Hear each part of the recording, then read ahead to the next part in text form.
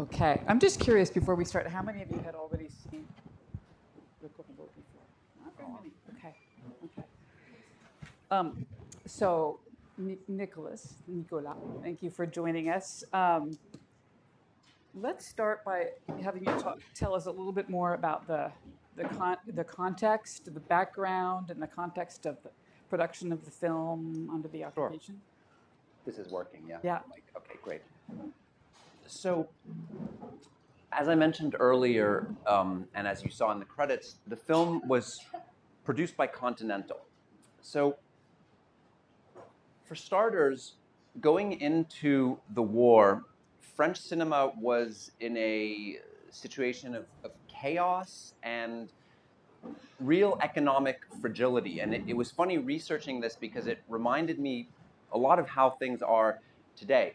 French cinema relied on exports to be financially solvent, and there simply weren't enough francophone communities and screens around the world, whereas American cinema was prevalent. So, an interesting figure is in 1933, 17 French films played in the United States, 230 American films played in France, which is reminiscent of a situation I think we're all familiar with. So, I bring this all up to mention a paradox, which is that the war years wound up having a beneficial effect on French cinema in a certain sense, in that it cleared out the competition, since the first thing that the Germans did is that they banned all Anglo-Saxon cinema, and it also opened up room for a whole generation of new filmmakers for two reasons. One is that many filmmakers left France, including many of the greatest. Jean Renoir, Julien Duvivier went to Hollywood, Jacques Feder went to Switzerland, et cetera, and then a far more repulsive reason, which is that anyone who wasn't Aryan was cleared out of the movie business. Directors, actors, especially there were a lot of Jewish people who were involved in distribution and owned movie theaters. These people were immediately stripped of their positions and their belongings.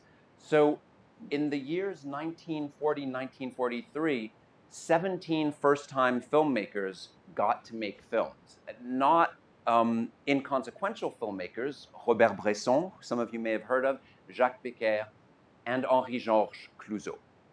Now, Clouzot made his films with Continental, which, as I mentioned beforehand, was the German production company that was set up as soon as the Germans took over. I think by July 1940, the wheels were in motion, and it was run by a gentleman called Alfred Graven, who had been in charge of dubbing French films in Berlin pre-war. He was a true cinephile, also a very good friend of Goering's, and he, previously to coming to France to take over this company, had been at the production company Terra Films, which produced Der Jude Sus, which is the most repulsive piece of anti-Semitic German propaganda, or Nazi propaganda, I should say, that I know of.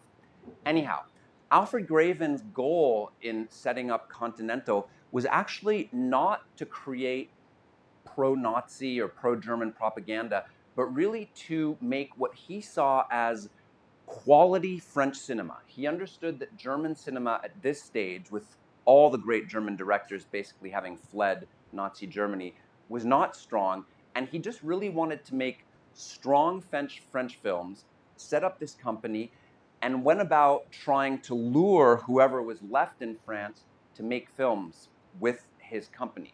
Now, he had a lot going for him because during the war period, of course, there was tremendous shortages of everything you can imagine, ranging from electricity to fabric for costumes. And an interesting little factoid that I ran across in preparing this was that on Clouzot's first film, the film he made before this, L'assassin habite au 21, during a period when costume designers, set designers were tearing their hair out trying to figure out just how to put together decent sets and costumes, Clouzot got to enjoy 32 meters of silk, 14 meters of cotton and wool, 5 meters of scarves and 2 pairs of shoes only for the lead actress of his film.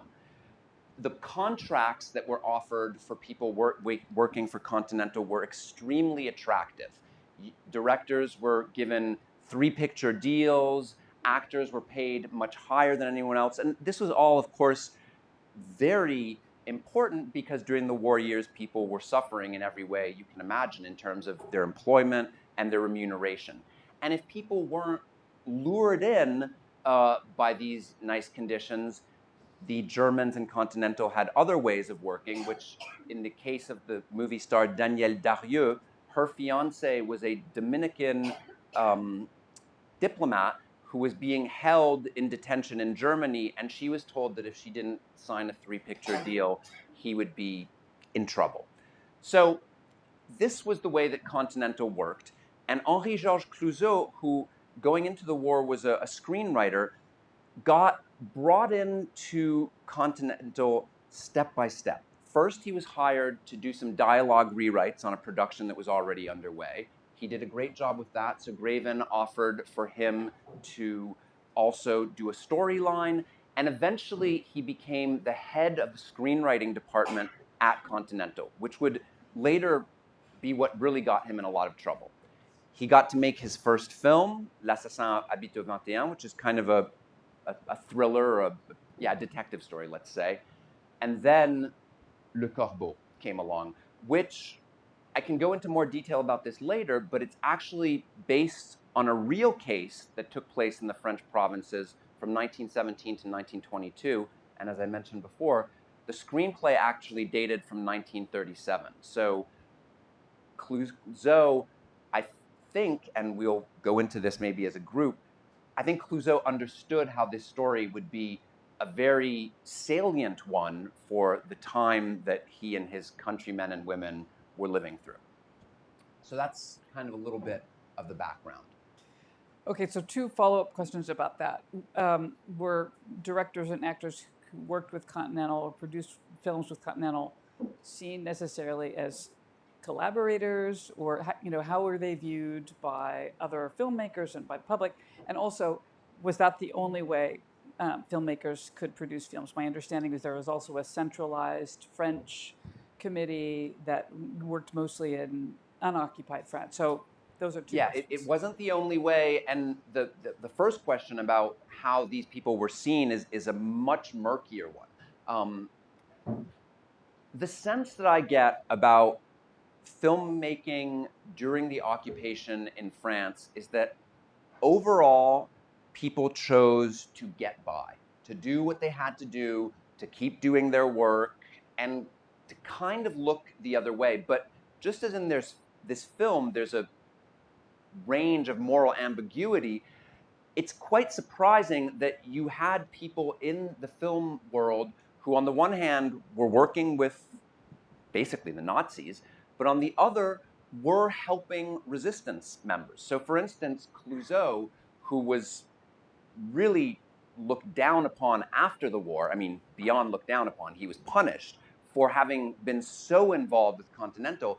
It is an established fact that he hired people who were involved in the resistance, knowing that they were involved in the resistance, to make sure that these people could have jobs, that they could survive the war years. So the main thing is that people tried to get by. They were not making overt propaganda. They also, with the exception of this film and a couple of others, were really in La La Land, making light romances or dreamlike fantasies. But the general perception of them was they were just getting by. In terms of French cinema, Continental was not the only way to make films, but it was by far the most comfortable way to make films. It would be like today making films in Hollywood or making films in New York with a digital camera and your 6 best friends. I mean, I'm exaggerating a little bit, but Continental, as I said, had the means, had the muscle, had the money to allow you to make films at the highest standard. Now, when the Germans came in, French cinema was basically divided in two. There was continental and a whole vertical setup that the Germans made of distribution, production, everything. They centralized the trades, and that would actually help French cinema structurally after the war, but we won't get into that. And then there was Vichy cinema, cinema outside of Paris, which was the German-controlled part of France. There were cinema studios in Nice and in Marseille around Marcel Pagnol, and so there were films being made in those regions. And ironically, the Vichy, so French-controlled films, were far more propagandist than the German-controlled films by Continental and so on. As you may know, Vichy under Marshal Pétain was a highly, highly reactionary, extremely moral regime where liberté, égalité, fraternité became travail, patrie, famille, work, family. What was the other one I said? Country. Homeland, yeah. And there was really this idea that the French people had to stick together in this national revolution to arrive at a better time, but through an extreme moral high ground. And the films, particularly the newsreels produced under Vichy, were much more politically angled, like a lot of celebration of Marshal Pétain, very propagandist documentation of Allied bombing of French towns, et cetera, et cetera. I think I answered your question. Yeah, that's good. And so how was this film received when it came out? And then, why was there such a controversy about it? Okay, so the film especially came out after the war. The film came out in November 1943, and the first blowback was in spring 1944 in an issue of a clandestine publication called Les Lettres Françaises, which was the entire issue was devoted to collaboration, to calling out collaboration. Obviously, it's a clandestine anti-occupation publication. There was an 8-page article that took Clouzot to task for this film for 2 reasons. One, because it was seen as demoralizing and creating a despicable picture of the French people in a time where the French people should be fighting for its freedom, let's say. And the other was an allegation that the film was distributed in Germany under the title Une province française, a French province. So that kind of generic representative title of like, this is what life is like in the French provinces as shown to a German audience was obviously particularly reprehensible. It turns out that this wasn't true. The film was not shown in Germany at the time. It was never dubbed. At the time, subtitling wasn't a thing. It was only shown in Belgium, in Switzerland. So, but these were strong allegations against Clouzot, and they would be the foundation of the case against him when the liberation happened and the process of épuration, or purging, began. So the thing about Clouzot with this film is that people were coming at him from 2 directions. The communists were angry at him, let's say, for creating a demoralizing film and a picture of the French people that would sap any instinct to resistance. And then, as you can well imagine, the more conservative side, and especially the Catholic side, were after him for an amoral picture of France. I mean, every time I see this film, the way that abortion is dealt with, if you compare that to any Hollywood film up to 1970, it's just kind of mind-boggling. So when France was liberated and the purges began, this was a very chaotic time in which there were constant power struggles between the communist resistance and the Gaullist resistance, which would have been basically more conservative on the right. And what happened is that through a series of power struggles, committees of tradespeople, so the different trades, directors committees, actors committees, director of photography committees, judged their or assessed members of their own trade. And Clouzot was one of the first to be up against it. I mean, I will say that initially the first number of files just in cinema that were assessed were like over 1,000 people, including Marcel Carnet, who you might know as the director of Children of Paradise.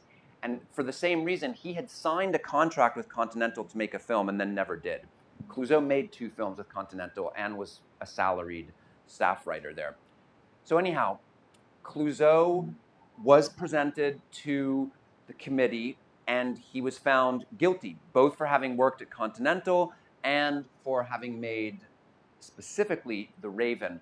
The person who really seems to have driven the charge against Clouzot is a great French film historian and critic called Georges Sadoul, who was a communist, and he really drew from the article in the Lettres Françaises to go after Clouzot. Clouzot was found guilty. He was banned from holding any executive position in cinema. The film was banned. He appealed to a higher authority in the, let's say, purging structure. And on appeal, he was given 2 years. So for 2 years, he was forbidden to work. The film was banned as well. So he only made his next film in 1947, Quai des Orfèvres, which at that time in French filmmaking, like to have a gap from 1943 to 1947 is really a very long time.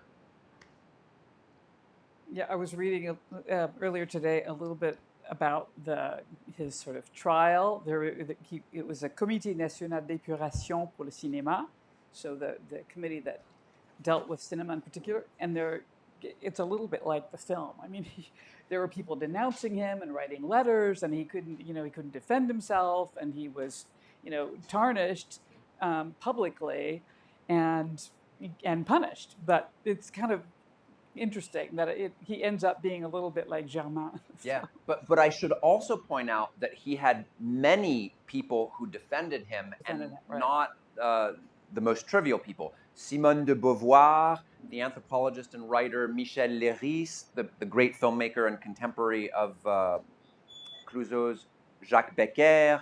Many people stood to say that what was really happening was that he was being scapegoated as a representative of this French cinema world that just kept keeping on during the war. Because he had an important position at Continental until shortly after The Raven, when he left.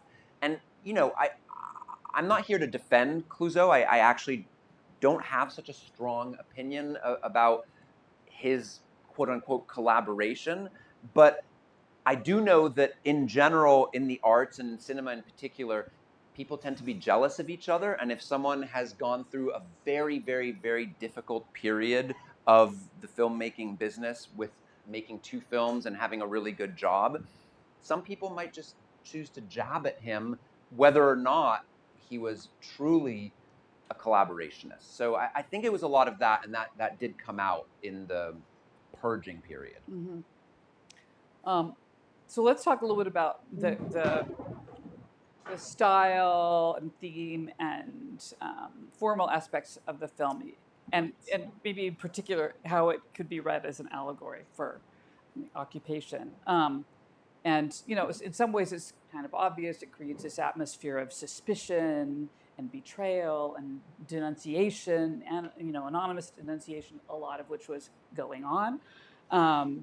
And you sort of, you can't tell who's good and who's bad and who's denouncing who. So in that way, it's sort of clear that it serves as a kind of metaphor or allegory. But what are the other ways in which you see the film, the structure and the setting and the characters as, something that one could read as commenting on the occupation?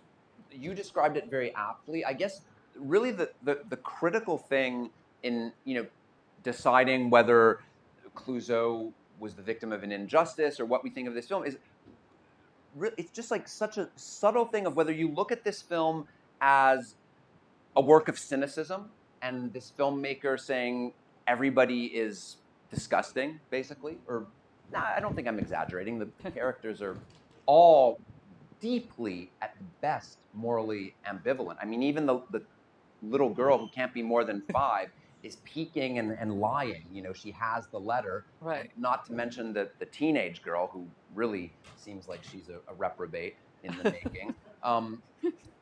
So either, you know, this is a deeply cynical French province or human race hating film, or it is indeed an opportunity to look at what happens when one is in a society where one is forced to be suspicious of everyone who surrounds one without, you know, pointing at any.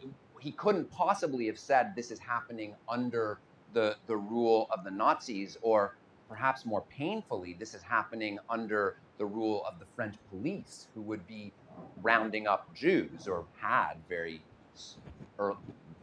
in the same era.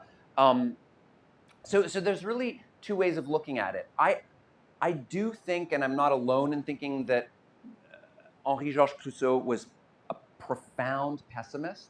He was a man who always suffered poor health. In his late 20s, he spent 4 years in a sanitarium.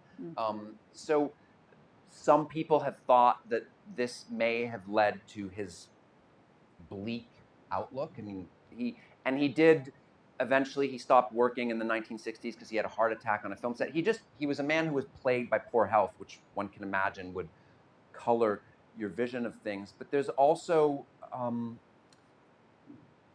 formal pleasure in his films. I mean, there's a reason that after the controversy, this film resurfaced and stands as a classic, which is, for me, it's really mostly important for how it allows us to think socially about the period. But he is a very interesting filmmaker, and he once told the filmmaker and critic Paul Schrader in an interview that all his films began with an image. And in this case, it's the image of the swinging light bulb, which is, you know, so key to the whole thing of how you can look at people. Are you in the shadow? Are you in the light? What are you exactly? What do we know about you?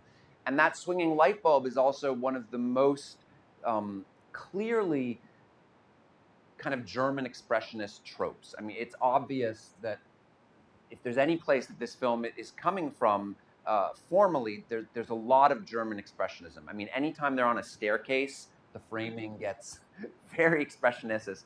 The shadow, the light and dark, all of this. And what's interesting is that one way to look at this film is as film noir. But what's interesting about that is that film noir is really coming into being at the same time in the United States, which Clouzot is not seeing, because there was no American film from 1940 till later into like 46 or so in the United States. So it's kind of like this parallel movement, as if there was something in the zeitgeist of the 40s. What a surprise, of noir film. But the density of the image. I mean, the character of Denise is definitely, you know, a femme fatale. So there's all of that. Yeah. Speaking of Denise, you talked about the moral ambiguity of the characters, and there's not really anyone who is completely good, which is part of what the image of black and white and the shadows is also a comment on ways in which, you know, no one is all good or all bad. But I think the person who comes out the best is actually Denise. I mean, even though she's like a social outcast and, you know, it's considered a whore and a cripple, but she's actually the one, you know, she doesn't kind of join in the hysteria. She doesn't denounce anyone. She actually really sincerely loves Germain. Okay. So I was kind of struck by her character. I agree with you, and I think that she is at the center of, I'm trying to coin this in a way that isn't overly naive or idealistic, but like kind of the most morally pure moment of the film, which is when he accuses her of being the Raven, and she basically just says, like, look into my eyes. And they're the tightest close-ups in the film, right? Yeah. And she's crying, and it's a moment of very unvarnished emotion, which the film doesn't have a lot of, you know, because there's so much murky ambivalence, ambiguity, evil, like innuendo. here she's just like, look into me. And he looks into her and he realizes, he doesn't know for sure, but he is shaken. And I really hold on to that moment as some kind of proof that Henri-Georges Clouzot may have had a beating heart that was beating for more than just like everybody is a disgusting, lying devil. Yeah. It's interesting that she, her response, well, you talked about the fact that there's not a lot of raw emotion, and what she tells him is, you're too rational. That's You know, true. you've That's lost right. your contact with your feelings. Yeah. And then I love the line about, you're the most pathetic, sorry thing there is, a bourgeois.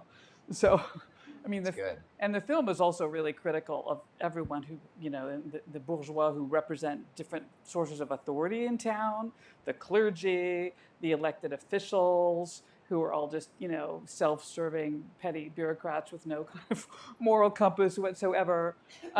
So it's also really a commentary on the kind of loss of moral compass.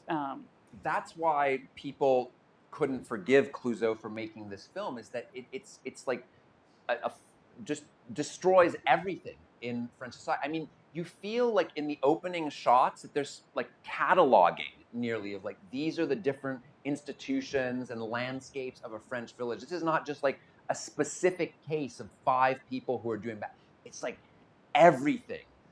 Like you said, the school teacher, the doctors, the church, the kids, the storekeeper. I mean, she's a nasty piece of business, right? Like everyone is implicated, and it's really interesting to point out that this woman Denise is the one who really comes out looking the best when she's also from a Pétainiste or Vichyite point of view would be called a whore. I mean, she is clear about the fact that she's had multiple partners. She's very forthright about her sexual desires. She lays about in bed and tries to lure the doctor into giving her an examination for questionable reasons. So it's the film is really goes against the grain of what the French establishment at the time, which is one of the nastiest French establishments that ever ruled, what it stood for. Yeah. Well, one of the things I noticed talking about formal elements of the film and how they created this atmosphere of denunciation and fear and suspicion is the way in which everything takes place in the village. I mean, there's the first opening shot coming through the cemetery, and then you see an overview with the landscape around it, and then afterwards, there's no leaving. Everything is cramped. The roads, the streets are narrow. You see, walls blocking every exit. It's, this is when Sartre wrote Huis clos, right? Yeah, it's hell is other people. asphyxiating. So there's a sense also of being enclosed and entrapped, and there's no escape. When Marie, tries to run down this alleyway, there's no escape, including her room where she's not safe. So it creates this sense of kind of claustrophobia and. There's no town square in the movie. The only kind of open space is the schoolyard, which is walled in. Yeah. So there's really, you're right, there's no horizon. And when we see the town, it's looking down at it. Yeah. It's not like beyond this or the mountains or the sea.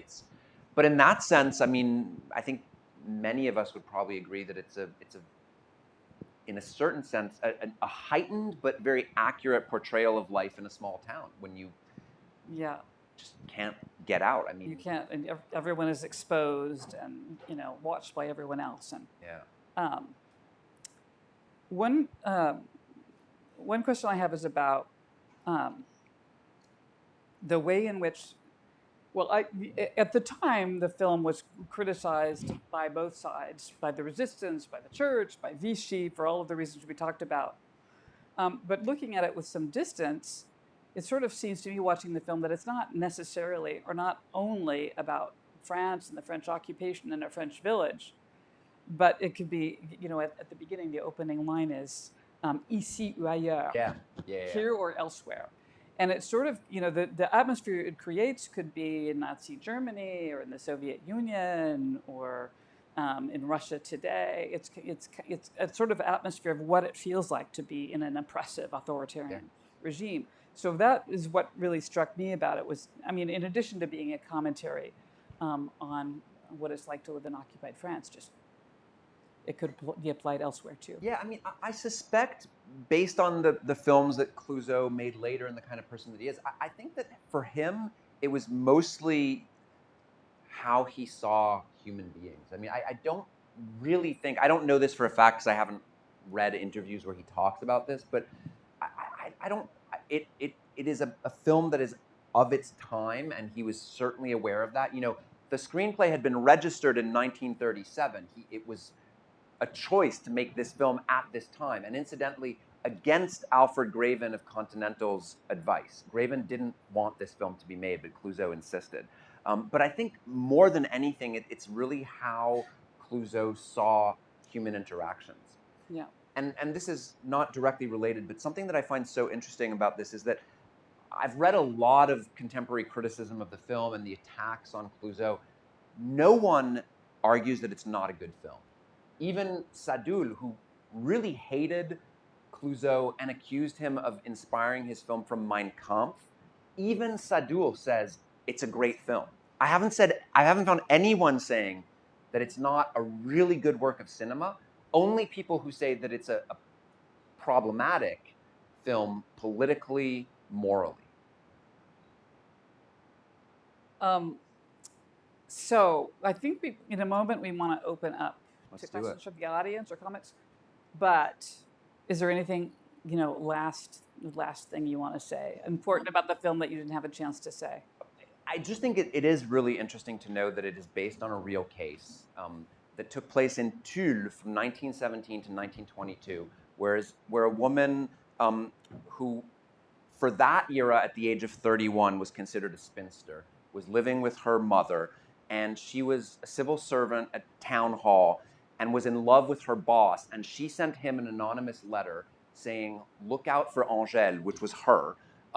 She's a whore. She's easy. To kind of like a bizarre seduction scenario, which didn't work.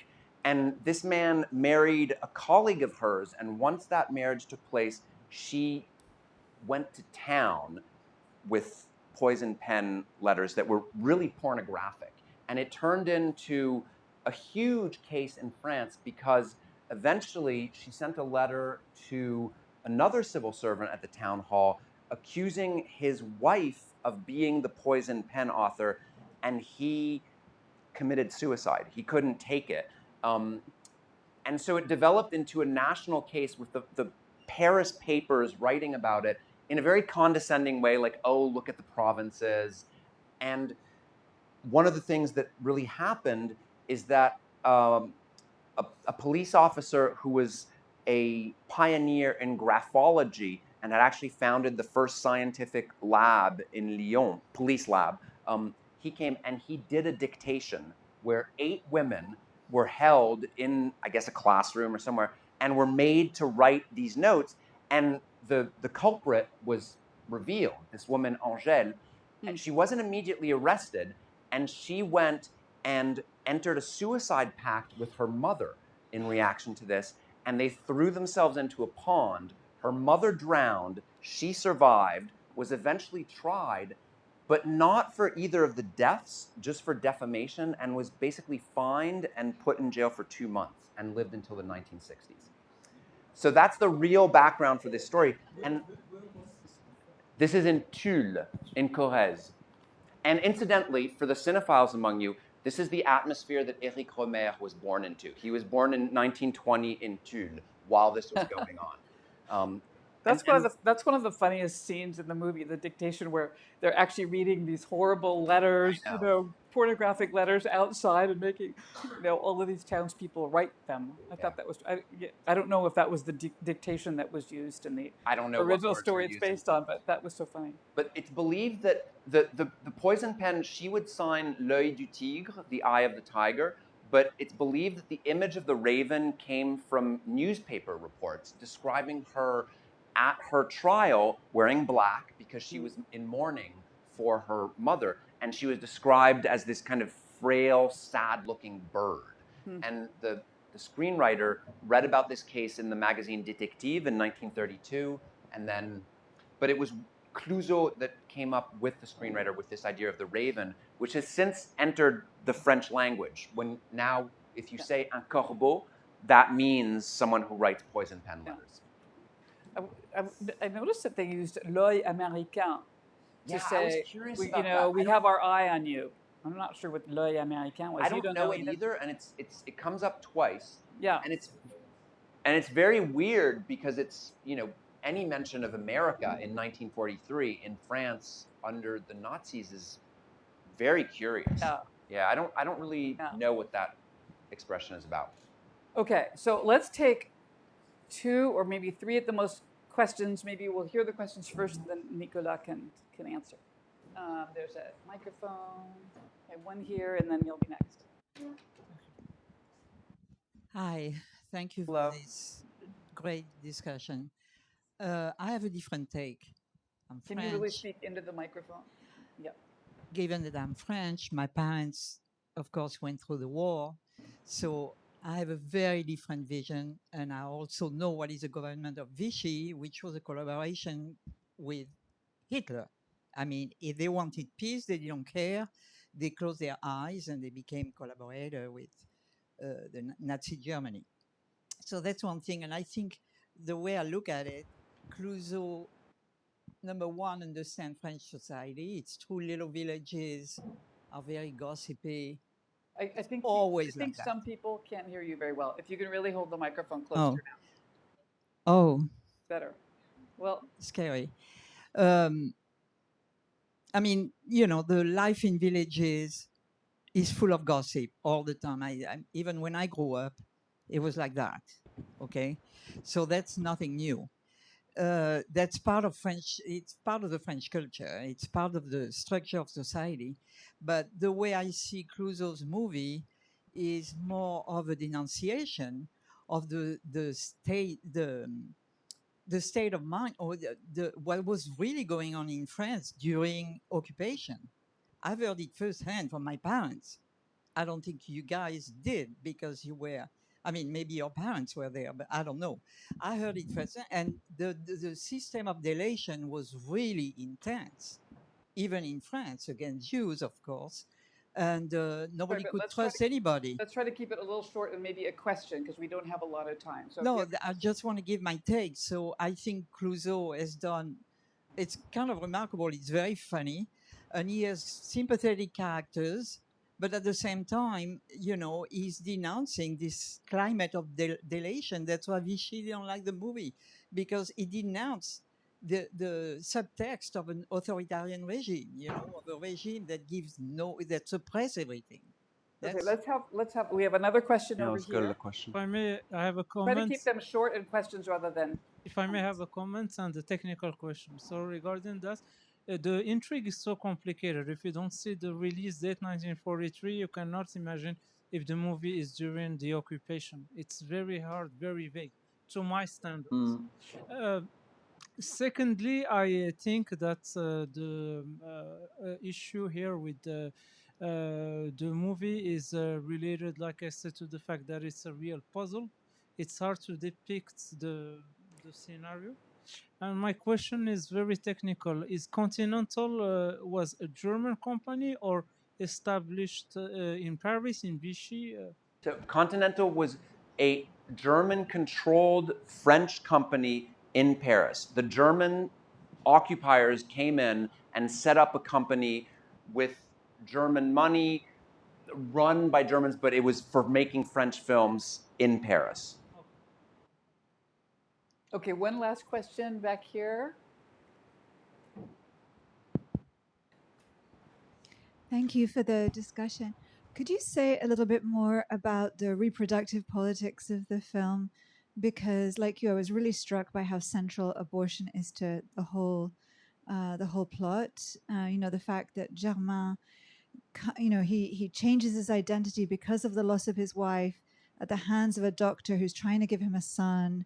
All this against the background of a kind of Vichy natalist politics, and then at the end, he's going to have another child with Denise in this very new context.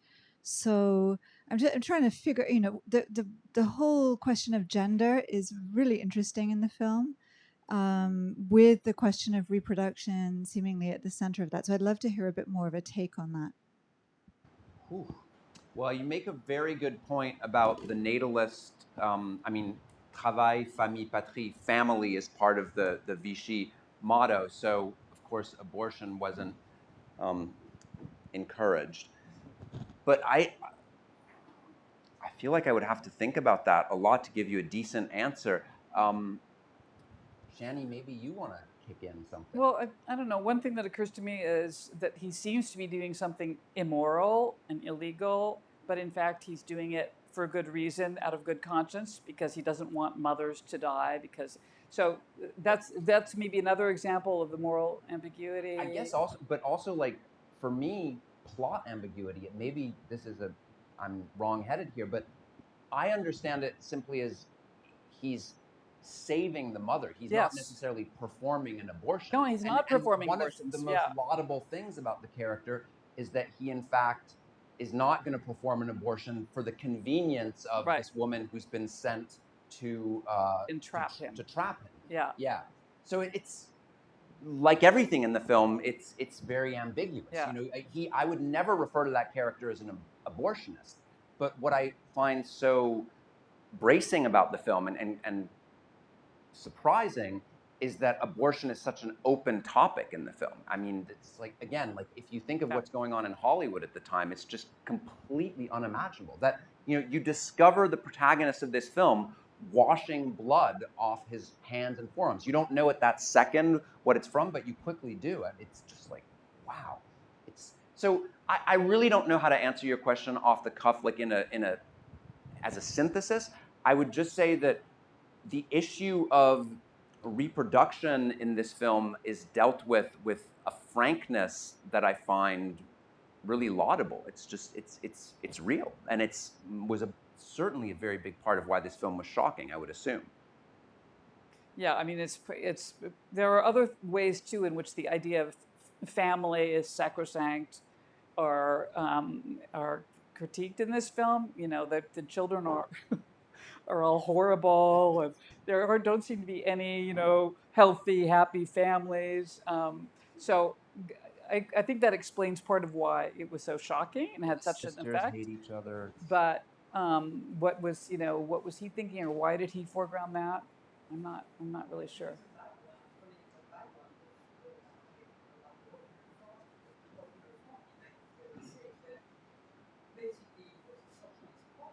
Yeah.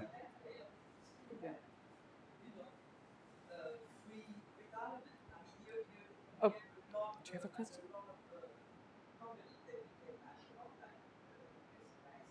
I'm really sorry, but we're running out of time. So Jeff, do you have one last quick question?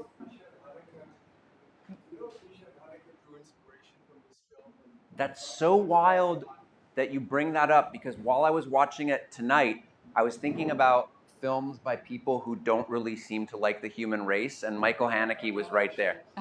What's that? Yeah.